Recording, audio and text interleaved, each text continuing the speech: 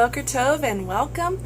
Today we're going to continue talking about the hope of restoration for the people of Israel. We're going to give you 5 things that we can do to prepare for the restoration. My name is Ann Elliott and I'm the creator and founder of Homeschoolingtorah.com. Yesterday we talked about the return of the people of Israel and the promises in Deuteronomy 30 verses 1 through 3. Let me read those again.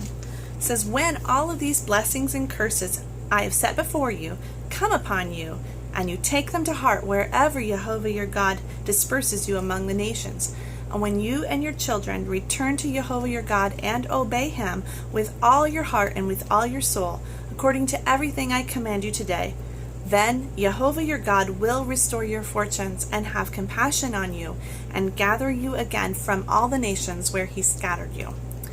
Yesterday we were briefly talking about the times of blessing and curses that Jehovah talks about in his word and clearly delineates what those are. And those are in Leviticus 26 and Deuteronomy 28. And we talked about the 2,730 years that the curses would be on the house of Israel.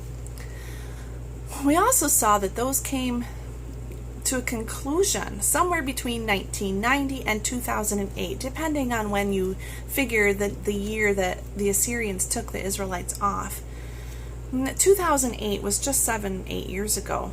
It was 2016, so I guess it's coming up on 8 years now.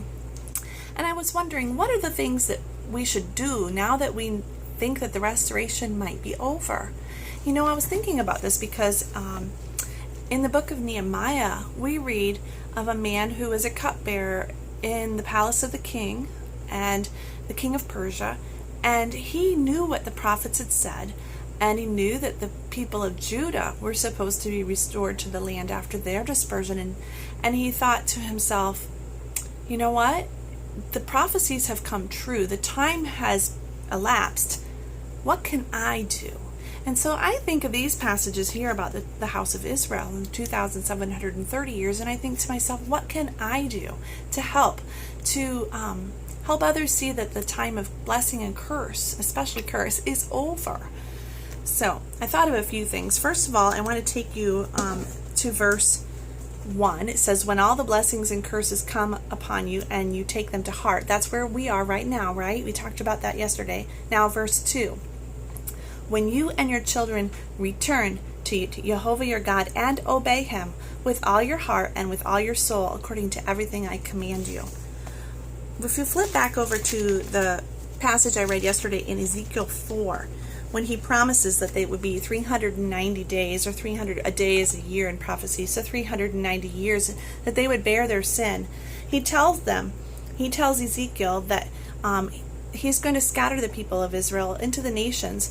And in verse 13 he says, "The people of Israel will eat defiled food among the nations where I drive them." I think one of the things that's interesting is that the curse was that they would eat defiled food, unclean food. And Leviticus 11 tells us what unclean food is: pork, ham, lobster, shrimp, crab, all of these things, even octopus and odd things that you can find that are now a delicacy anywhere you go.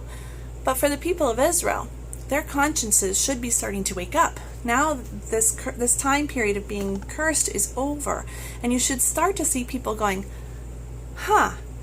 the Bible says that this is a defiled, unclean food. Why am I still eating it? And all of a sudden you're going to see people's eyes being open to this. I know that's what happened to us. In fact, it was the year 2008 when my husband for the first time realized that these things were unclean, and he wanted to stop eating them. I wanted to point out the book of James, and if you can flip over to that real quick. In James chapter 1, it says, verse 22, "Do not merely listen to the word and so deceive yourselves. Do what it says. Anyone who listens to the word but does not do what it says is like a man who looks at his face in a mirror, and after looking at himself goes away and immediately forgets what he looks like. But the man who looks intently into the perfect Torah that gives freedom and continues to do this, not forgetting what he has heard but doing it, he will be blessed in what he does." Are we talking about how to get back the blessings instead of the time of cursing? Well, I think for me, the first step was to actually put feet to my belief. And that started for us in changing our diet. It's not that easy.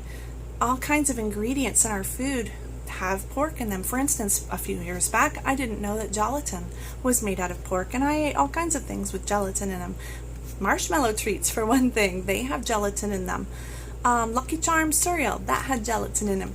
Lots of things like this. It took a lot of homework, a lot of studying and reading labels to actually clean out the defiled food in our home. But I found out something. I was actually able to put feet to what I believed, and faith without works is dead. But when when Jehovah looks at us and says, I see someone who has real faith, who is returning to me with all of her heart, soul, and mind and strength, and her children. Oh, wow, she's obeying my Torah, and she's not eating defiled food among the nations anymore. I think this is when the time of curse in our own lives ends, and I suggest to you that this is when the time of curse ends for the people of Israel. We'll see you again tomorrow, but down below the video I have a link for some lists of clean and unclean foods. It's very overwhelming, but you can do it. Faith without works is dead. Let's see if you can put some action to your faith today, and see if Jehovah will help you to come out from the nations where you've been scattered.